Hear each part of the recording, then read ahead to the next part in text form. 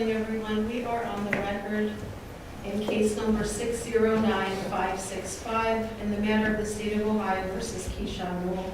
We are scheduled in this matter for purposes of sentencing. Present in the courtroom on behalf of the state of Ohio are Assistant County Prosecutors Brian Kraft and Max Martin. And on behalf of Mr. Newell, Attorney Brian McGraw and Attorney Joe Morris, Mr. Keyshawn Newell is present and has been present since the beginning of this hearing. On behalf of the state of Ohio, are there any victims, victim representatives, or law enforcement with you today? If so, please introduce them. Yes, thank you, Your Honor. Aside from myself and Mr. Kraft, you can see seated at the table is Detective Ken Lundy from the East Cleveland Police Department, Detective Sergeant Ed Carlisle from Northfield Village Police Department is present, and victims representatives include Christina Stribling, the mother of the victim, as well as Brandon Fluid. Thank you. Also present on behalf of the Probation Department is Probation Officer Karen Jopek. We're scheduled for purposes of sentencing as well as a probation violation hearing in case numbers 603810 and 594473. As a preliminary matter, the court received a correspondence from Mr. Newell dated November 14th, 2017. It's captioned "Motion to overturn verdict and declare a mistrial." This motion was not filed on the court's docket. And Mr. Newell, I have to inform you that the court can't allow hybrid representation. You're currently represented by Mr. McGraw and Mr. Morris, so this pleading is stricken from the record. Mr. Newell, on November 1st, 2017, a jury found you guilty of 2 counts of aggravated murder with 1 and 3-year firearm specification and a criminal gang activity specification. You were also found guilty of murder with 1 and 3-year firearm specifications and criminal gang activity specifications. You were found guilty of kidnapping with 1 and 3-year firearm specifications and criminal gang activity specifications. You were found guilty of felonious assault with 1 and 3-year firearm specifications and criminal gang activity specifications. You were found guilty of 2 counts of felonious assault with those specifications. You were found guilty of discharge of firearm on or near prohibited premises with 1 and 3-year firearm specifications. You were found guilty of tampering with evidence with a 1-year firearm specification. You were found guilty of theft with a 1-year firearm specification, and the court found you guilty of having weapons while under disability. Would the defense like to articulate your arguments for merger at this time? Your Honor, I believe there was a communication from Mr. Kraft to the court in which he copied the defense attorneys. And we've had a couple of conversations about this, and I think we concur with the state that what should merge in this case are all of the murder counts, the 2 felonious assault counts, so that would be 1, 2, 3, 5, and 6, and as well as the discharge of firearm on or near prohibited premises, count 8. That those would all merge, and that Mr. Kraft authored an opinion that he thought that it was legally justified that Mr. Newell be sentenced for 2 consecutive firearm specs on this case, and I believe that is a correct recitation of the law as well.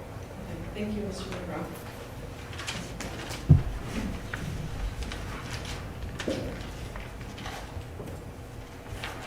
The court is in possession of a pre-sentence investigation report, which was authored by investigator Dewey Buckner.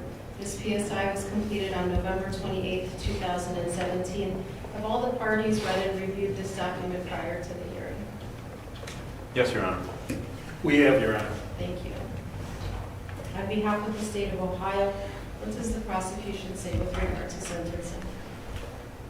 Thank you very much, Your Honor. Your Honor, as you're aware, you've got a wide range of possible sentences that you can impose in this sentence.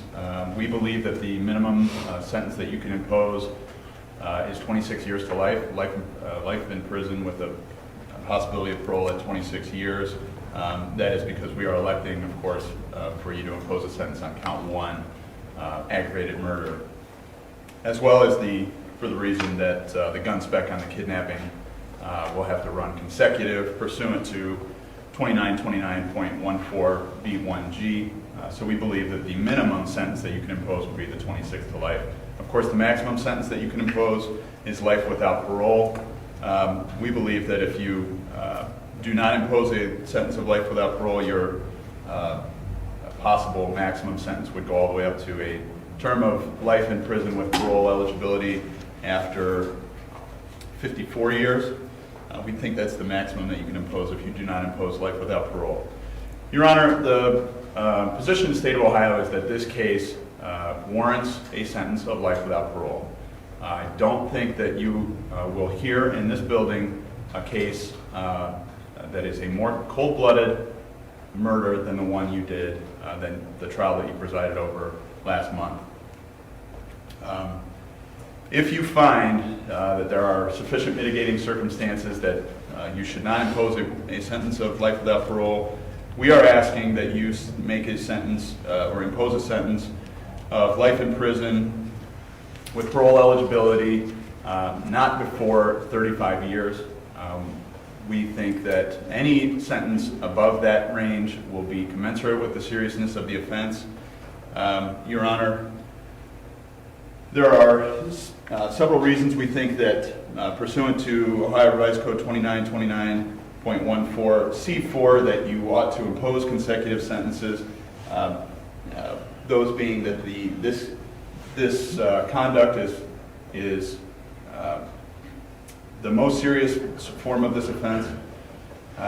It is important, Your Honor, to consider the severity of the harm inflicted by the defendant, the need to send a message to other possible offenders in the community, and just the general overriding principle that our criminal justice system in general will not tolerate conduct such as that committed by this offender.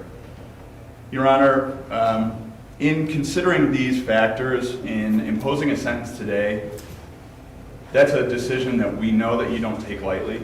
We know that you have and will carefully consider the decision that you make today, and we believe that the thought that you will give to that sentence will be more thought than Kaishan Newell gave when he chose to take the life of Brianna Fluitt, a 17-year-old girl that he first recruited to participate in a bank robbery. When that went bad, he and a co-conspirator decided to execute her. Kaishan Newell pulled the trigger 5 times, murdered a 17-year-old girl on the side of the road in East Cleveland in the middle of the night. His decision to recruit a juvenile female to rob a bank, later recruit 3 15-year-old juveniles to help him commit this murder, shows the extent to which this man does not care about the consequences of his actions. To this day, he's remorseless. He has shown no action to take any responsibility for this crime whatsoever. He doesn't care. We think that the imposition of a sentence of life without parole or something on the higher end of the range that's available to you will get his attention finally. And that's what's needed in this case. Your Honor, with your permission, we would like for the opportunity to have members of Brianna Fluitt's family address you.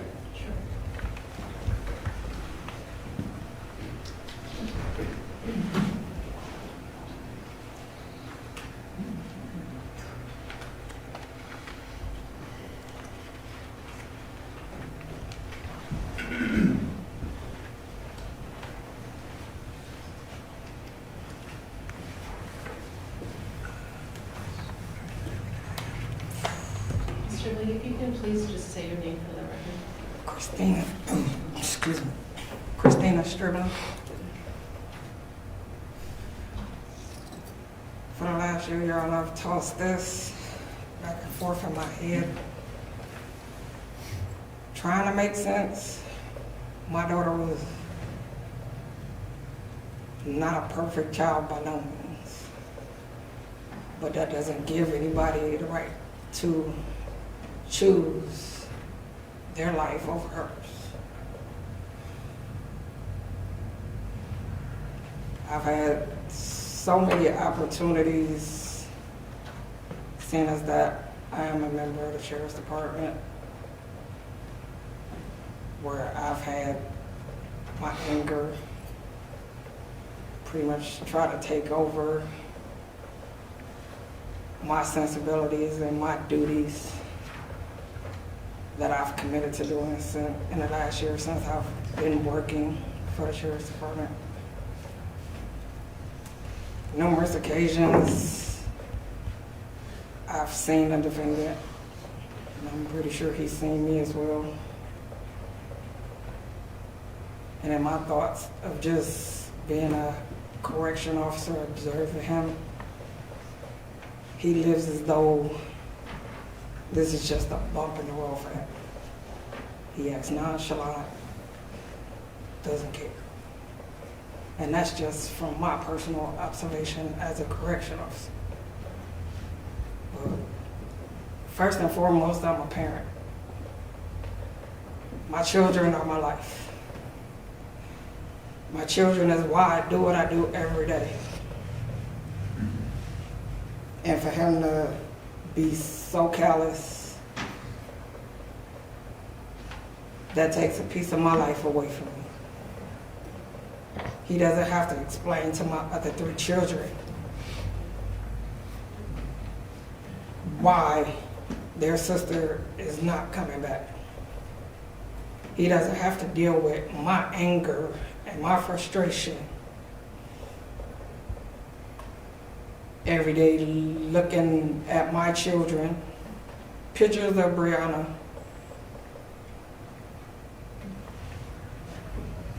it just angers me to even talk about it. I don't know how to feel towards him but hatred. And I am never the person to have a hateful nature in me. I didn't know what it was to hate until I lost my child. Just Shannon Gallagher. I live in fear every day for my other 3 children. I'm afraid to let them out my sight, even going with family members. I'm so afraid of any repercussions from this. Every night, I sleep with my gun next to me. Every sound, every noise, flicker of light, shadows, it keeps me up most nights because I'm afraid of what could potentially happen to me and my other children in my own home. To be so thoughtless and to take my child from my home angers me. And the most that angers me is knowing he knew this. He had interaction with my then 1-year-old, knowing what his intent was all the while. He interacted with my daughter as if there was no care in the world.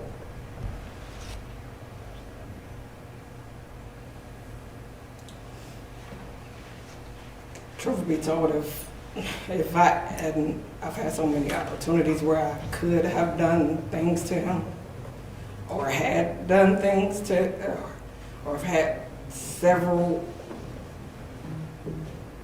I understand this, my year being here at this department is a family, And I know I'm not dealing with this alone. I know they shoulder most of my anger towards him.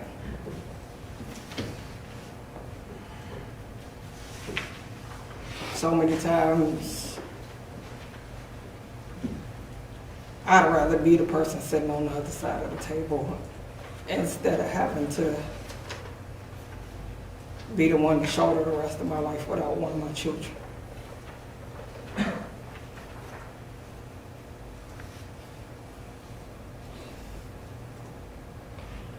There's nothing he could say ever to me that would make sense. You claim to love her, but yet you kill her. If that isn't a sick type of love, I don't know what is. You do not dare claim the possibility of love and do something that's cowardice, that's shooting them in the back.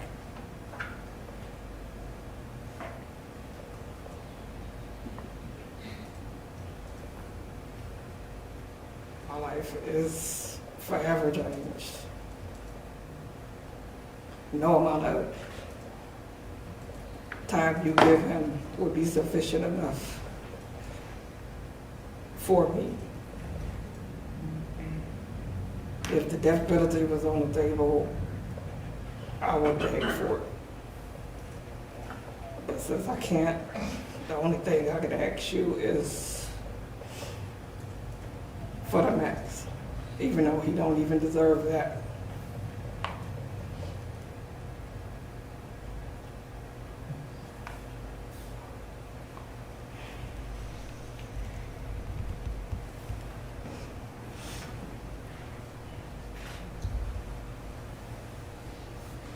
Thank you for being here.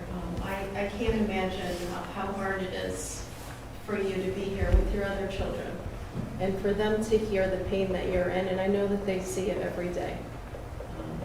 And I hope that after today's hearing, you'll find the closure that you need to start healing. Thank you.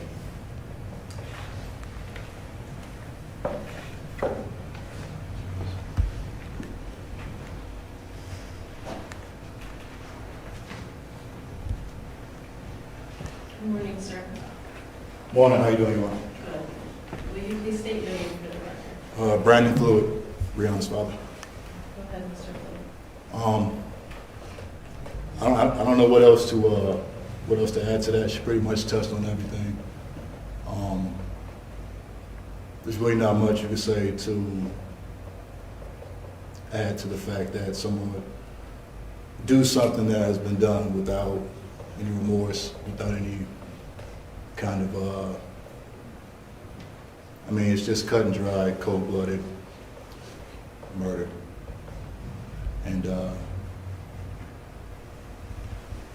we definitely do hope that you see through to the maximum sentence. There's really nothing much to say else other than that. But that's all we ask for, y'all. Thank you, Mr. Thank you very much.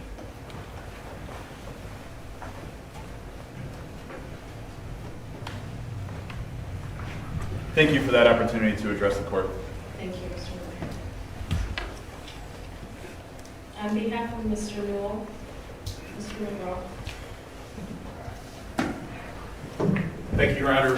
I have, and I know Mr. Morse has as well, we've reviewed the pre-sentence report. One housekeeping thing to mention, Your Honor, is by my calculation, our client has been in jail since August 29th of 2016. The pre-sentence report indicates September 2nd, but he was in jail a couple of days in East Cleveland. So by my calculation, he's entitled to 458 days of jail credit up to and including today. We'd ask that the court apply that to the sentence. As with all sentencings after a jury trial in which a client is convicted, our comments are, I think, are respectful of the jury's decision, but strategically, we're also in a position where our client has certain continuing rights. And because of that, he has indicated to us that he wants to appeal the sentence and the verdict, and that you appoint him other counsel so that they can review the actions and decisions of Mr. Morrison. And it also precludes our client from saying things at this point that might give comfort to the family. Mr. Martin, and this is common at this point, that we hear remarks about people being remorseless. At this moment, our client there's certain legal restrictions about what he is able to say. But he did speak to the police. He did acknowledge his conduct. It was part of this trial. I do think at the moment in time where he had the opportunity to speak, that he did. And that to say that he is remorseless under the facts that you heard, you sat through the whole trial, I think that's inaccurate. There are no lenient sentences here, Judge. This is not a decision that you're going to make about giving the guy a pass versus giving him a severe sentence. Anything you do today is going to be a very serious sentence. The minimum sentence is 26 years to life. As we know, based on our experience with the parole board, 26 to life probably means more than 26 to life. He's probably not going to get paroled at the first opportunity. And so whatever choice of the 4 aggravated murder sentences you make, Judge, those choices, they're all serious, very serious sentences. Our client is 20 years old. He does not have a significant criminal history. There's mitigation here. You heard it from the witness stand from both his mother and his father that at a very young age he was dropped out of a window at a CMHA apartment and that he had to learn to walk and talk again.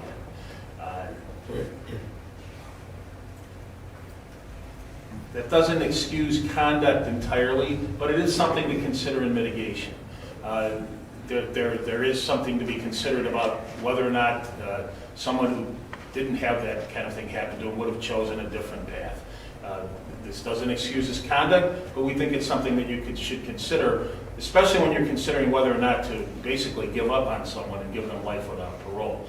He's 20 years old. He had a significant medical, probably psychological injury that he's had to recover from. I also think there's evidence in this case, and you heard it a little bit in this trial, and I'm sure the prosecutors would be willing to comment on it if you inquired about it, that we have to accept the verdict of the jury here that our client is responsible for this murder. But we also know from the discovery that we've received in this case that our client was very likely acting at the direction of others higher up in the chain of command, including the co-defendant in this case. That doesn't excuse his conduct. Again, it doesn't excuse his conduct. But we do think it's something that you should consider when deciding which of the 4 very severe sentences you have to give here.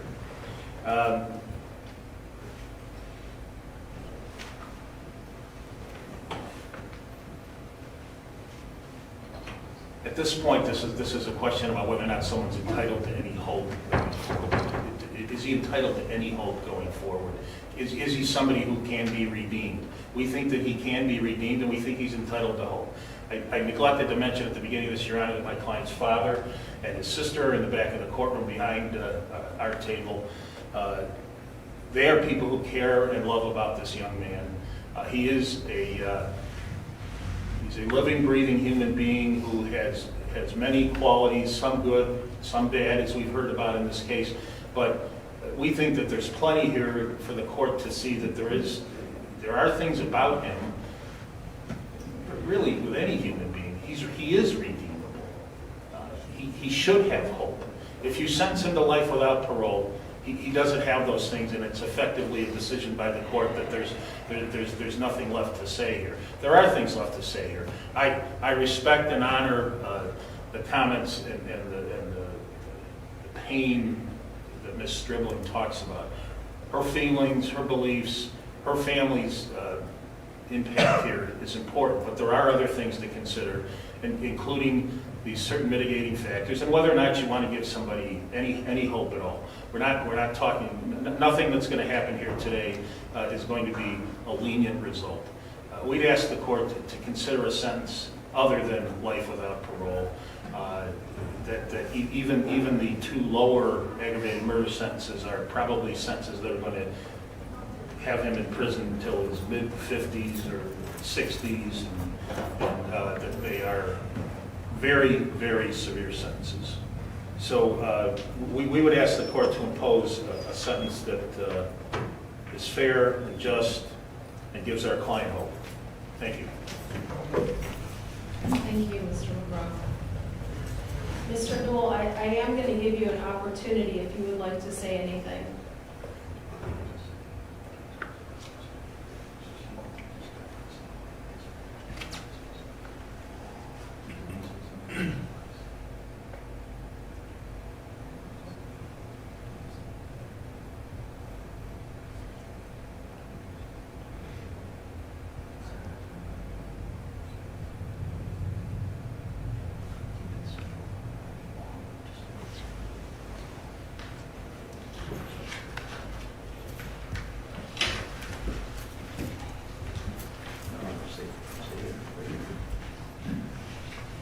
Good morning. Good morning, Mr. Newell. I just wanted to state that even though I was found guilty by a jury, I do respect their findings and their verdict. But at the same time, I do want the family to know I send them my deep apologies for what happened to their loved one. And I want to send them my condolences and let them know that I really didn't do this, and one day I hope to be able to prove that.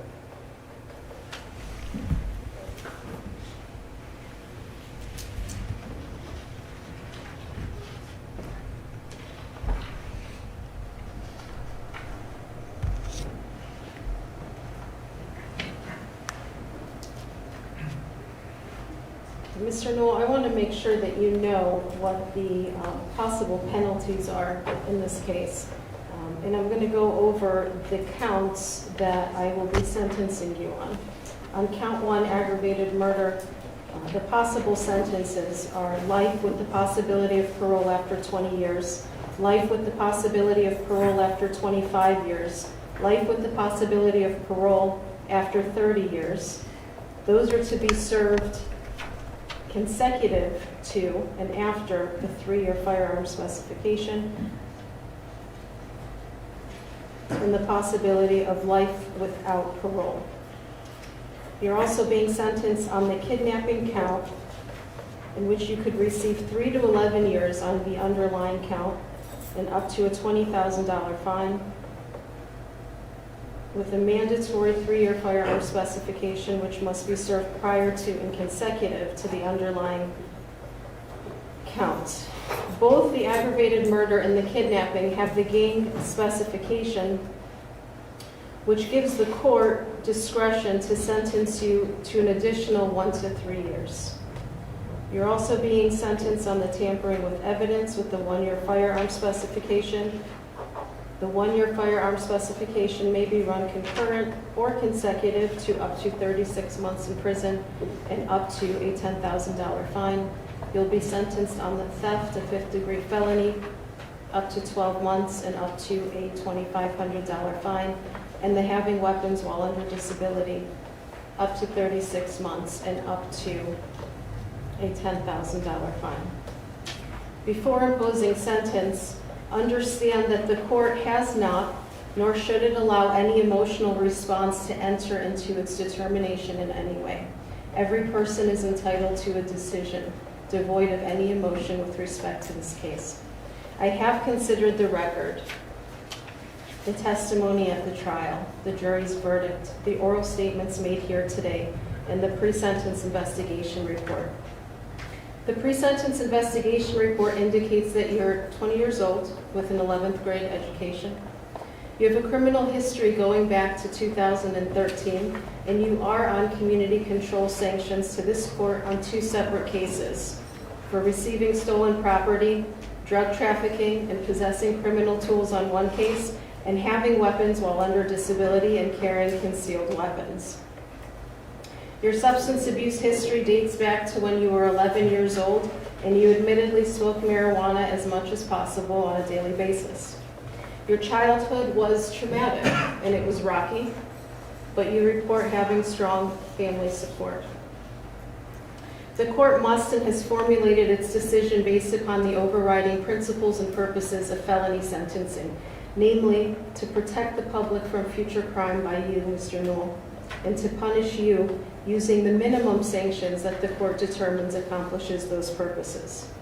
I have considered the need for incapacitation, deterrence, and rehabilitation. I've also considered the seriousness and recidivism factors relevant to the offense and to you, Mr. Newell. What the jury found you guilty of was convincing a 17-year-old girl to rob a bank, then selfishly and cowardly planning her execution because you were afraid that she would tell on you. You knew exactly what you were doing when you went to her house, you made plans to pick her up, and you brought along 3 juveniles for the ride. 3 kids whose lives you changed forever. So when I think of how to sentence you, I think of Brianna and her family. I think about Jarrell and Jermaine and Terry, the life taken and the lives destroyed. You manipulated Brianna. You took advantage of her and you snuffed out her life when it was convenient for you. When I consider the seriousness and recidivism factors, it doesn't get more serious than this, Mr. Newell. You lured Brianna out of the safety of her home, where she was with her mom painting her nails. You executed her on a dark, sketchy street and then abandoned her lifeless body. As if it couldn't be any worse, you shot her in front of 3 young boys with no regard how it would change their lives. As to the recidivism factors, do I believe that you can do this again? And I've put a lot of thought into this, and the answer is yes. You had no consideration for these lives, for her life, taken, lives destroyed. You only cared about yourself. So do I think that you're capable of taking another life to solve another one of your problems? The answer is yes. The court must and has ensured that the sentence being imposed does not demean the seriousness of the offense and the impact that it has on the victims, and is consistent with other similar offenses committed by like offenders. Finally, the sentence is not based upon any impermissible purposes, namely the race, ethnic background, gender, or religion of Mr. Newell. Before imposing sentence, should you ever be released from prison, you will be subject to 5 years of mandatory post-release control. If you violate the terms of your post-release control, the parole board may return you to prison for up to half the original sentence imposed, and that would be on the kidnapping count. If you fail to report to your parole officer, you may be charged with a new felony offense. And finally, if on post-release control, if you're convicted of a new felony offense, in addition to being punished for that offense, the judge may add an additional consecutive prison term of 1 year, or what time remains on your post-release control term.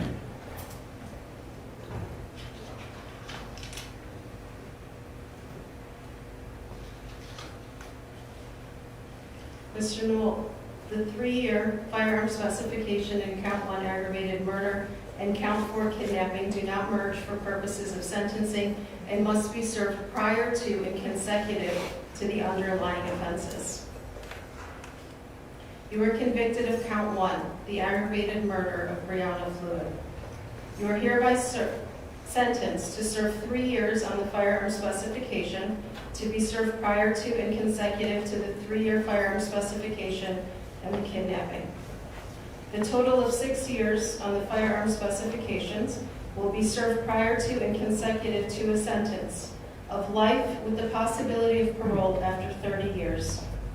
With regard to the criminal gang specification in count 1, you are sentenced to an additional 3 years to be served consecutive to the underlying count. As to count 4 kidnapping, you are hereby sentenced to 10 years in prison to run consecutive to the sentence in count 1. Count 8, tampering with evidence with the 1-year firearm specification, you are sentenced to 1 year on the firearm specification and 12 months on the tampering to be served concurrent to the sentence already imposed. Count 9, theft with the 1-year firearm specification. You are sentenced to 12 months to be served concurrent to the 1-year firearm specification and concurrent to the sentence already imposed. Finally, as to count 10, having weapons while under disability, you are sentenced to 12 months to be served concurrent to the sentence imposed for an aggregate sentence of life with the possibility of parole after 49 years. With regard to any financial sanctions, I have considered your present and future ability to pay and find that you are indigent. There will be no imposition of fines and the court costs are waived. Mr. Newell, you have the right to appeal this matter within 30 days after the filing of the court sentencing entry.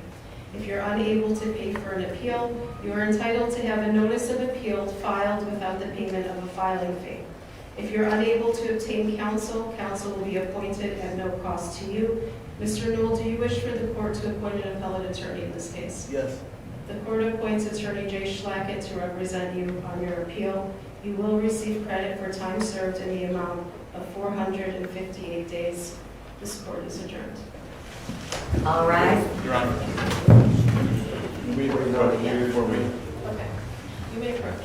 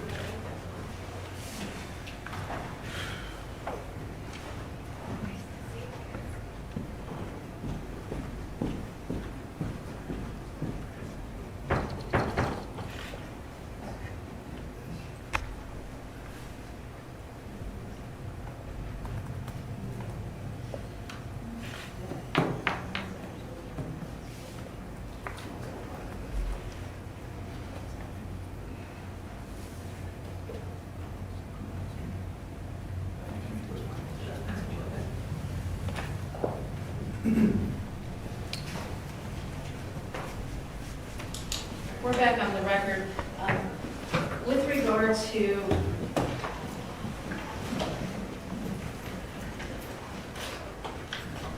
case numbers 603810 and 594473, Mr.